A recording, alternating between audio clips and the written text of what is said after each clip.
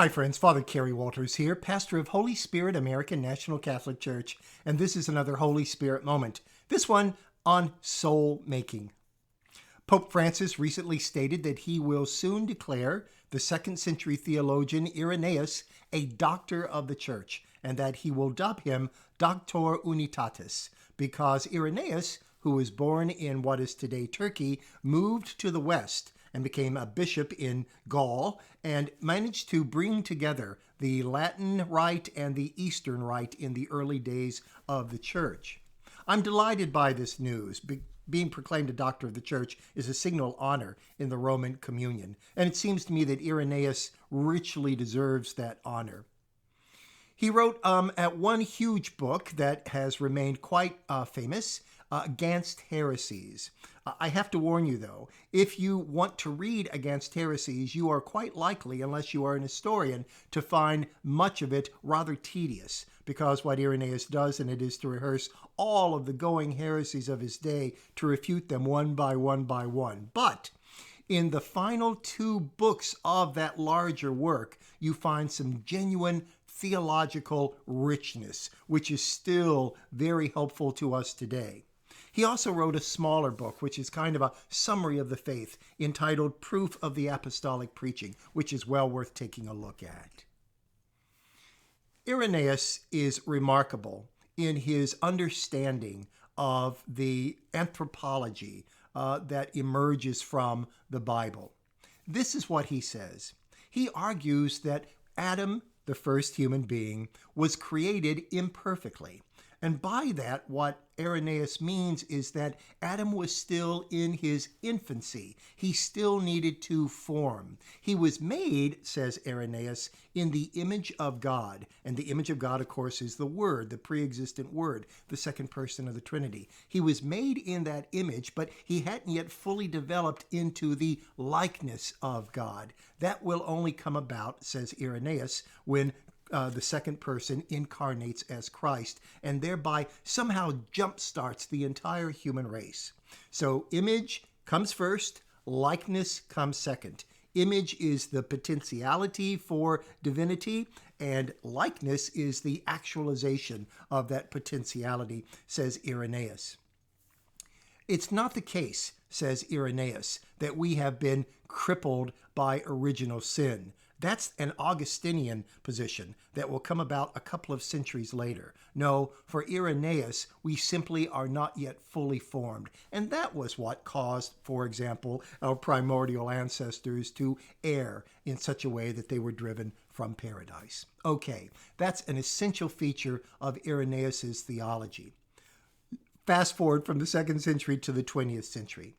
The British philosopher of religion, John Hick, who died in 2012, writes an incredibly influential book, Evil and the God of Love. It appears in 1966, but it has gone through several editions ever since. And in that particular book, what Hick claims to do is to create a theodicy from this Iranian foundation of distinguishing between image on the one hand and likeness on the other. Now, what is a theodicy? Well, a theodicy is an attempt to deal with the very obvious presence of innocent suffering in the world. It is an attempt to explain why God can't be responsible for innocent suffering. If God is all-powerful and all good, you would think that God would be able to prevent innocent suffering, and yet we do witness innocent suffering. Therefore, either God doesn't care, or God is powerless to prevent it, or God simply doesn't exist. That's traditionally been known as the problem of evil or the problem of innocent suffering. And a theodicy is an attempt to get God off the hook, to show that God is not responsible for the very palpable and undeniable fact of innocent suffering in the world.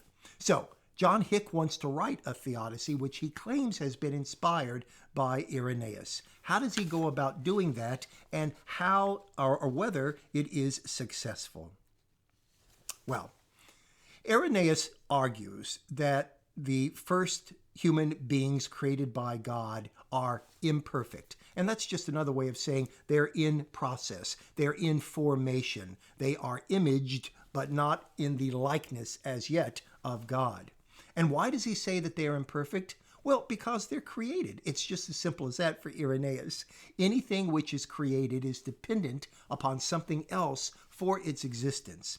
But a perfect thing is self-sufficient. It is not dependent upon anything else.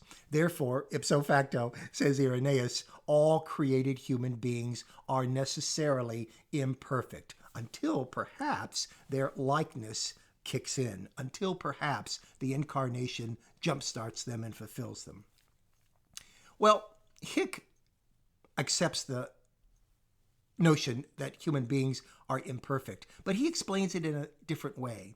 He argues that we are imperfect because God has created between human beings and God what Hick calls an epistemic distance. An epistemic distance. And what he means by that is that God has chosen to remove God's self from close proximity to humans. Because if God did not do that, human beings would be too close to God and therefore would find their freedom stymied. We would constantly feel God's gaze, and so we would be afraid to in any way act outside of what we knew God would want us to do. This epistemic distance then immediately makes the claim that we are distanced from God and that this distance is in proportion to our imperfection. Well, what do we do with that? John Hick asks himself. Simply this. The very fact that God has created this epistemic distance between himself and us, the very fact that we are removed from God and thrown into a world on our own, as it were, is in order to help us grow souls. The world is a soul-making place, says John Hick. And how does that come about? Because of suffering. Here now we see the connection with Theodicy, don't we? The world in which we live is full of natural and moral evil, which causes innocent suffering. Natural evil are disasters, for example, such as earthquakes and tornadoes that harm and kill innocent people who are victimized through no fault of their own.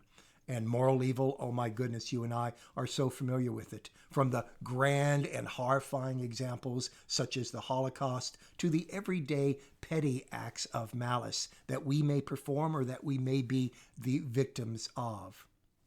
Were it not, however, says John Hick, for the fact that you and I experience suffering in the world, we would never acquire the capacity for kindness and compassion, for fellow feeling, for love, for regarding the welfare of others. Suffering in the world, says John Hick, moves us, this is a quote from him, from self-regarding animality to self-giving love. Therefore, God may be said, in one way of speaking, to have created a world in which suffering of the innocent will take place.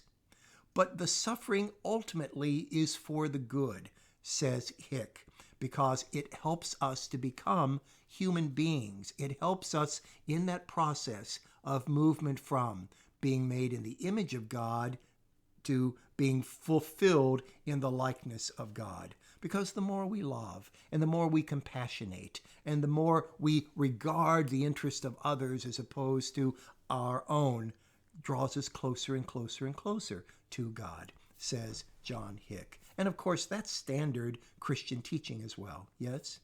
So he has taken a bit from Irenaeus, John Hick has, and he has extended it into an attempt to take God off the hook for the innocent suffering in the world. The innocent suffering actually is for our own good eventually. Is this a convincing way to try and explain the coexistence of an all-good and all-powerful God on the one hand and innocent suffering on the other? There's been a lot of lively debate ever since Hick has proposed what's come to be known as the Irenaean Theodicy. Some people believe it does the trick, other people believe it doesn't. I have to tell you that as popular as this way of thinking is, I think that ultimately it fails. And I think that it fails for a very obvious reason. There's just too damn much innocent suffering in the world. There's too much natural and moral evil in the world. Surely, our more development as intellectual and moral creatures, our formation from being image to likeness, doesn't require that much suffering. We can surely feel compassion and love and fellow feeling for others without the impetus of so much suffering in the world. There's something strange going on given the amount of natural and moral evil in Hick's model. And it's this. It seems to be the case that he's arguing, even though he doesn't come right out and say this, that evil can lead to good, that all of the innocent suffering in the world that generations upon generations upon generations of humans have endured will eventually give rise to a good outcome. The means justifies the end. That seems to be, on a metaphysical level, what Hick appears to be arguing. And that simply sticks in the craw, it seems to me. So I believe that the question of how to reconcile the existence of an all-good and all-powerful God with the palpable presence of innocent suffering in the world remains open. I don't think that John Hick, despite his valiant efforts, has really solved the problem. One final point. John Hick very correctly says that any theodicy has to fulfill two basic requirements. It has to be possible and it has to be plausible. Now, his understanding of theodicy, that is the world as a place in which we make souls, is entirely possible. But because of the prevalence of natural and moral evil, I would suggest to you it's not plausible. It seems to go against the grain, not only of what we understand about goodness, but also of what we understand about God. Friends, I'm Father Kerry Walters, and this has been another Holy Spirit moment. I invite you to subscribe to this series. Thank you so much. God bless you. I'll see you again soon.